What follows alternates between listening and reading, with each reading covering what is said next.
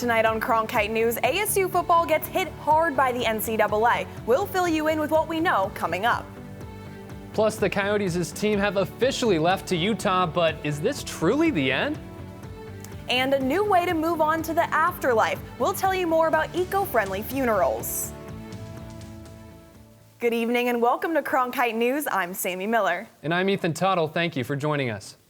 Well, it has been a busy few days for ASU football this past weekend. Kenny Dillingham landed a 4-star wide receiver recruit, Adrian Wilson. That's right. However, Dillingham had another program setback as the NCAA finished their 4-year investigation into Sun Devil football.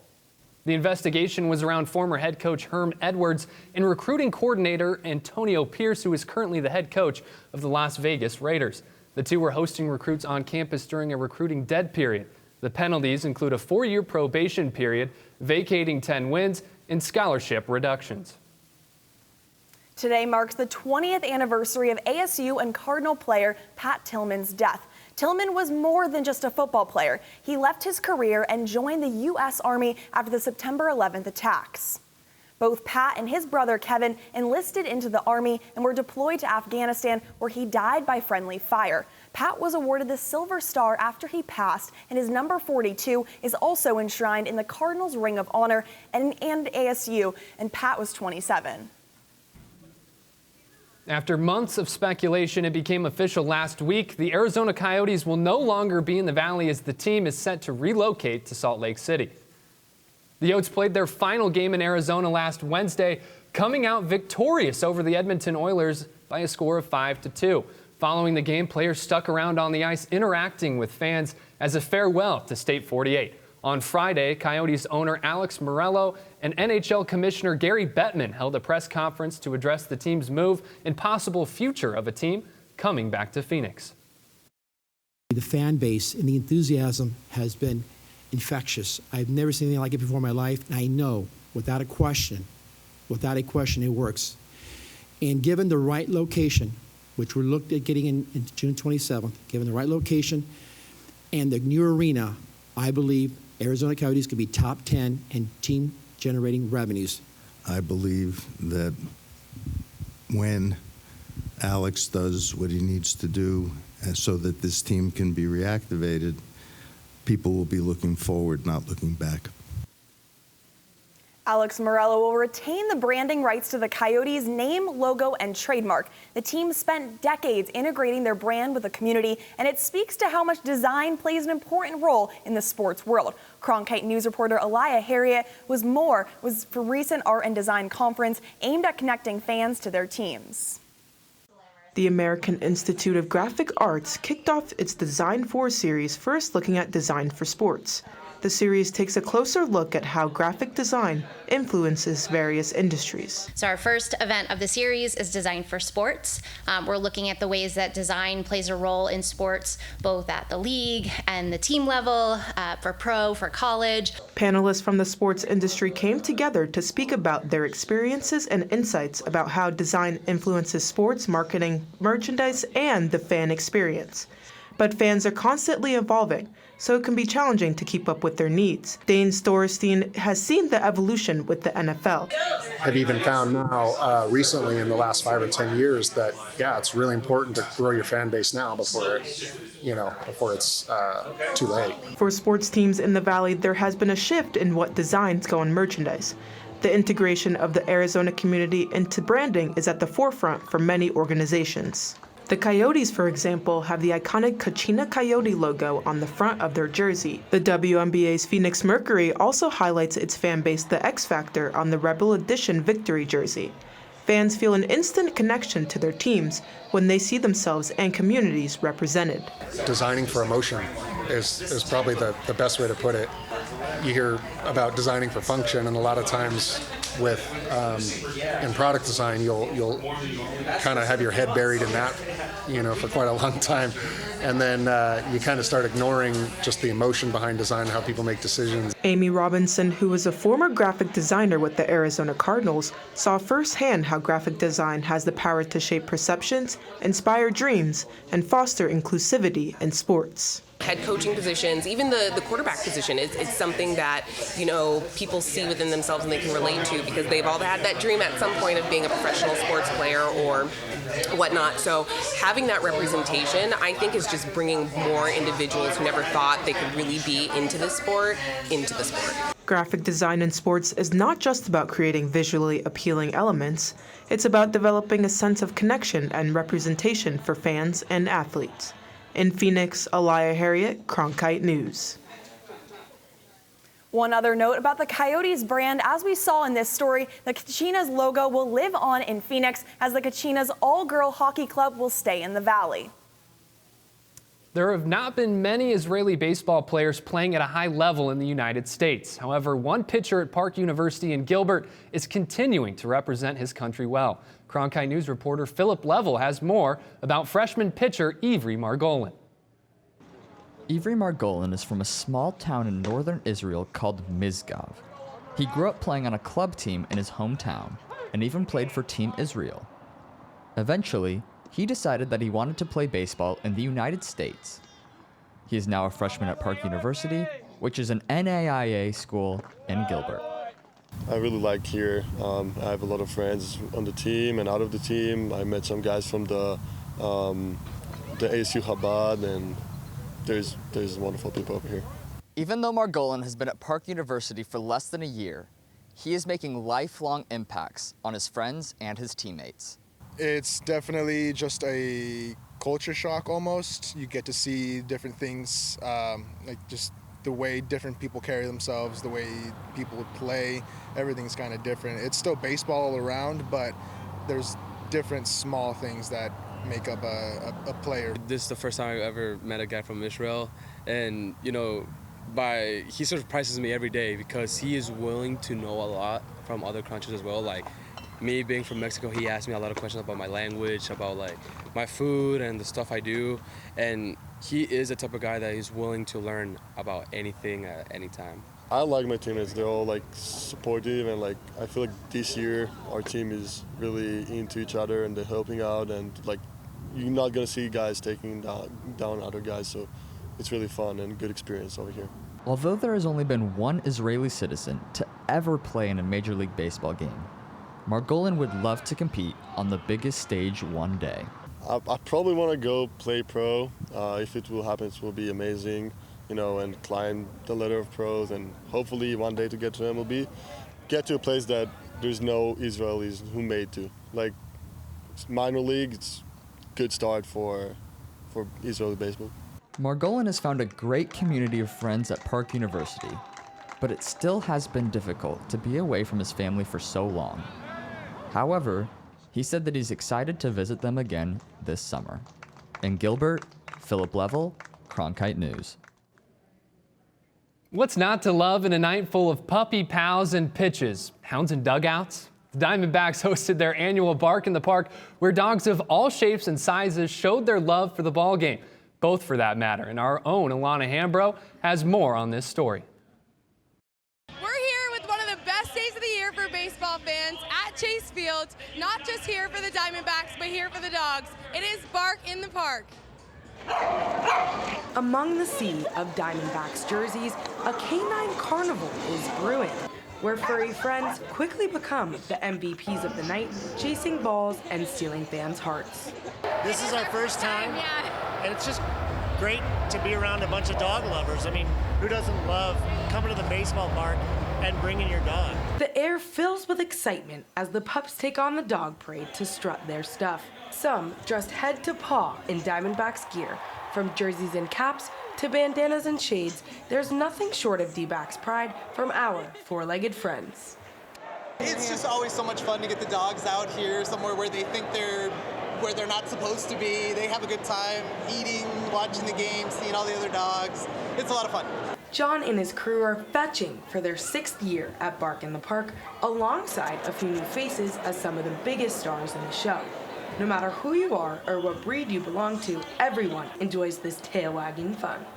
Oh, it's just so exciting to see all the dogs and all the owners and just all the happy faces. Some are annual returners, while others are just beginning their love of the baseball ball game. but each pup is enjoying every minute of it. All the people, all the dogs, all the smells, the baseball he's watching right now a little bit, at least I think so. Probably not, but he's loving all the atmosphere. Bark in the Park is a tradition like no other, bringing together canine companions and Diamondbacks baseball, treating everyone to a night of smiles. Not so much of a rough night out here, celebrating America's favorite pastime and our furry friends. From Chase Field, Alana Hambro. Four-legged Diamondbacks fans filled the crowd, making it a night to remember for all. May Bark in the Park continue to bring smiles to faces and wagging tails to the stands for years to come. And coming up next, a look at an internationally reaching event held in Scottsdale. Yeah, Sammy, and for the first time since COVID, the tour is back on. The Tour de Scottsdale to be exact, and we have a recap of the event when we come back. Plus, we've finally seen our 100-degree day this year. So how hot is it going to get here on out? Your forecast is next.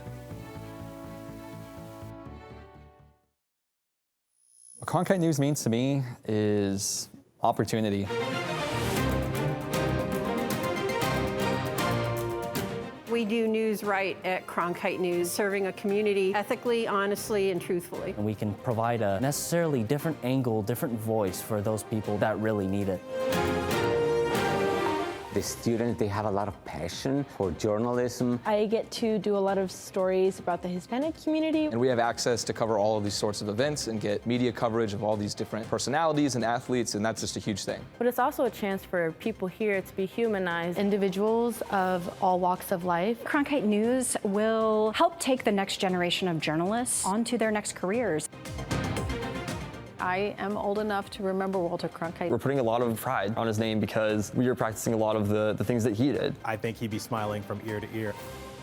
I. We are Kronite.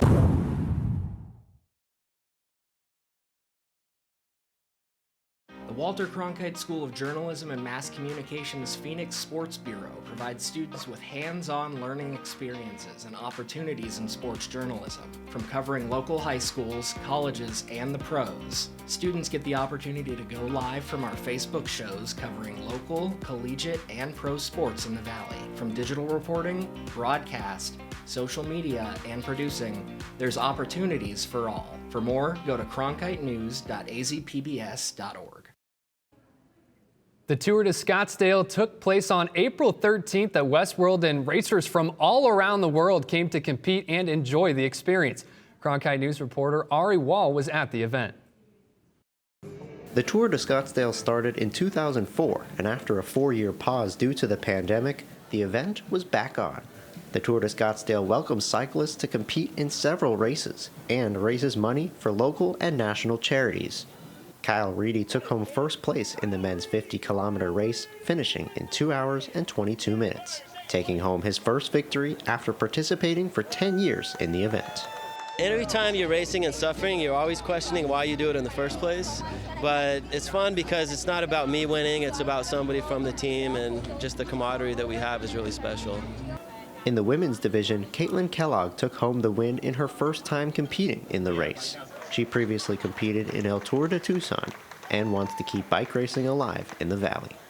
I love what we can do and how hard we can push ourselves on a bike. You know, it's fun and it's a great way to get exercise. It's a great way to see a lot of our town, a lot of Scottsdale.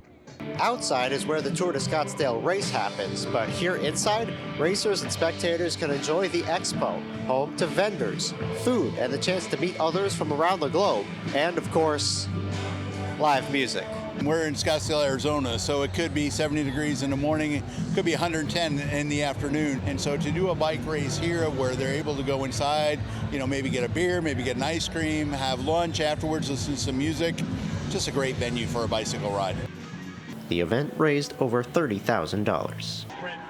In Scottsdale, Ari Wall, Kronite News. The clock has officially started for the Tour de Scottsdale 2025, but first, many of these racers will head to Tucson in November for El Tour de Tucson. And there are a lot of biking trails across the valley, but you're going to want to get out there in the morning or the evening. Yeah, that's right. It's really warmed up over the last few days, Sammy, but luckily we have Riley Swenson who's going to join us now with more on how hot it's going to get this week. Riley? Yeah, thank you so much, Ethan and Sammy. I'm here in the Kronite Weather Center, and we hit a milestone yesterday here in the valley. Of course, I'm talking about the temperature. Triple digits for the first time this year. 100 degrees yesterday. As you see, according to the National Weather Service, usually the average is about May 2nd for our first 100-degree day. The earliest it's ever been was back in 1988 on March 26th, so kind of right in the middle of that spot with our first 100-degree day yesterday. But as we continue throughout the week, we should see temperatures dip down. But first, today it was plenty warm. As we look into the evening, it's going to dip down into the high to mid 80s. Should be a pretty pleasant evening if you have any plans. But now looking into tomorrow, those low temperatures, 47 in Prescott, 33, almost near freezing up in the Grand Canyon, but 67 here in Phoenix. So not going to get too terribly cold right here in Phoenix. Now we move into the high temperatures tomorrow, 97 in Gila Bend, 90 in Ajo, and 95 in Casa Grande, that southern part of the state, and a balming 97 as the high temperature in Phoenix. 73 up in Grand Canyon could be a good day to get outside for the tourists up in that area. So we take a look now at our 8-day forecast, 97 degrees like we said today, plenty warm, but as the days continue, the temperature is going to start to dip down. As we can see into the weekend, it's supposed to be beautiful. High of 83 on Saturday, 89 on Sunday, but into next week, those temperatures should get back up into the mid-90s and possibly back to 100. I'm Riley Swenson from the Kronite Weather Center. Thanks, Riley. Coming up next, the news headlines from across Arizona. Leslie Chapman joins us now from the newsroom with a preview. After the break, a look at the local program made up of fathers supporting fathers. I realized that not only myself as a father needed support, but there was a lot of other fathers out there that needed support. When we return, find out how this local organization is helping dads succeed.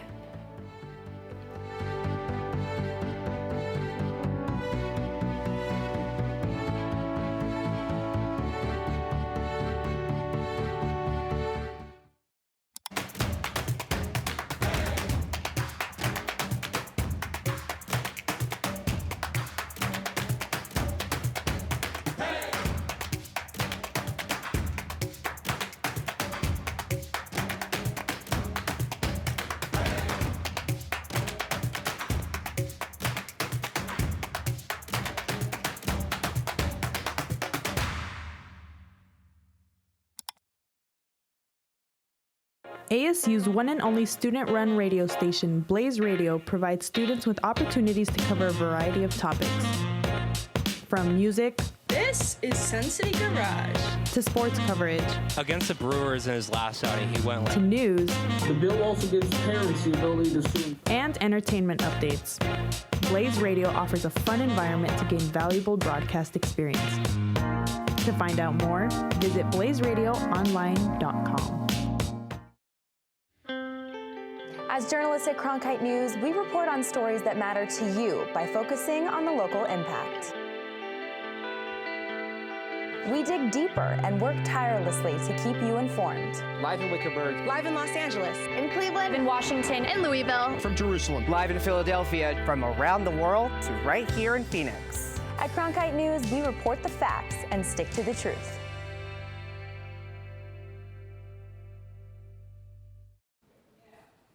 I'm Leslie Chapman with a look at your news headlines. Governor Katie Hobbs recently signed 2 new bills in Arizona that allow different ways to bury your loved ones when the time comes. And as Gadiel Navarrete tells us, these options are good for the environment.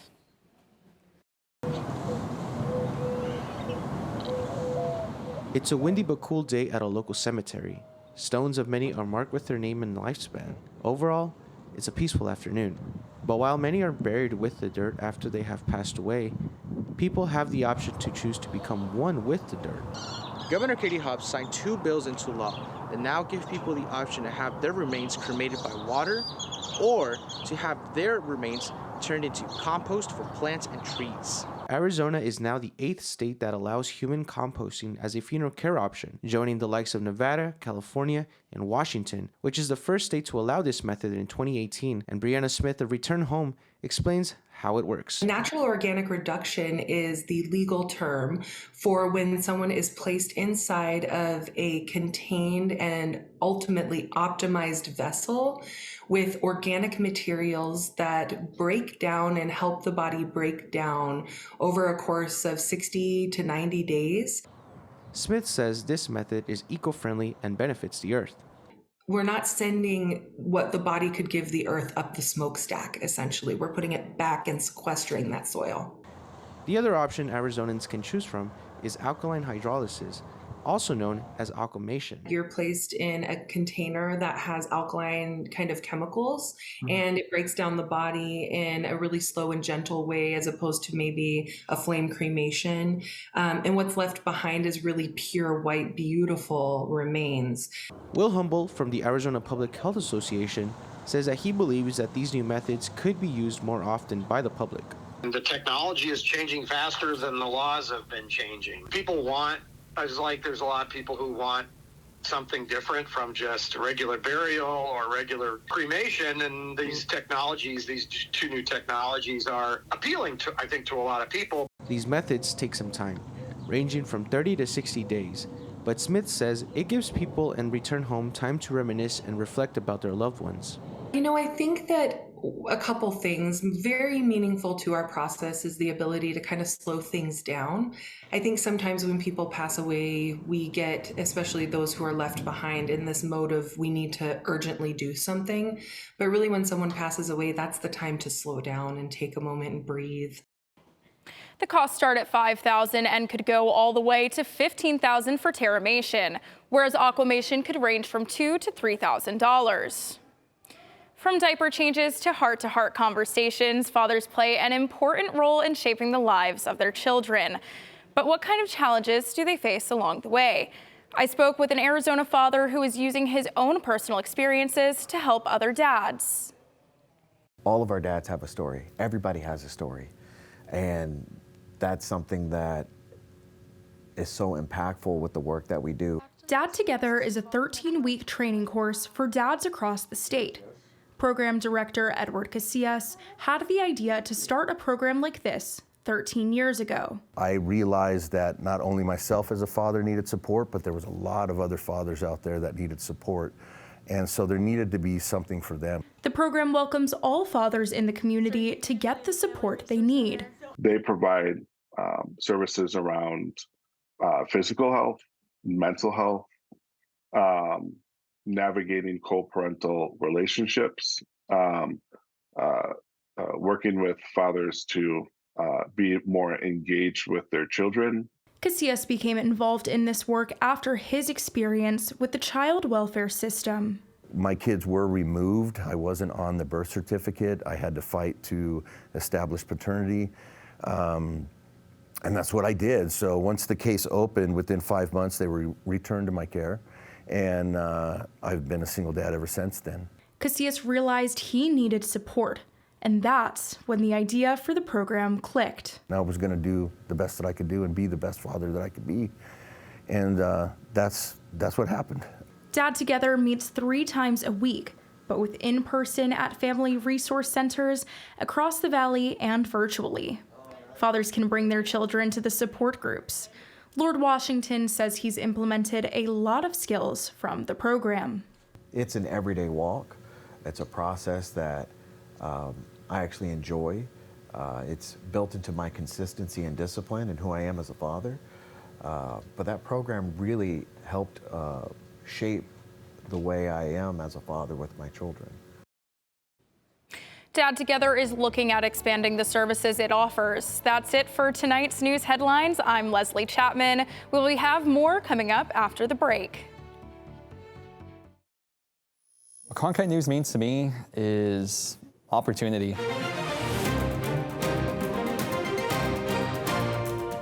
We do news right at Kronite News, serving a community ethically, honestly, and truthfully. And we can provide a necessarily different angle, different voice for those people that really need it. The students, they have a lot of passion for journalism. I get to do a lot of stories about the Hispanic community. And we have access to cover all of these sorts of events and get media coverage of all these different personalities and athletes, and that's just a huge thing. But it's also a chance for people here to be humanized. Individuals of all walks of life. Kronite News will help take the next generation of journalists onto their next careers. I am old enough to remember Walter Cronkite. We're putting a lot of pride on his name because we are practicing a lot of the things that he did. I think he'd be smiling from ear to ear. I. We are Kronite.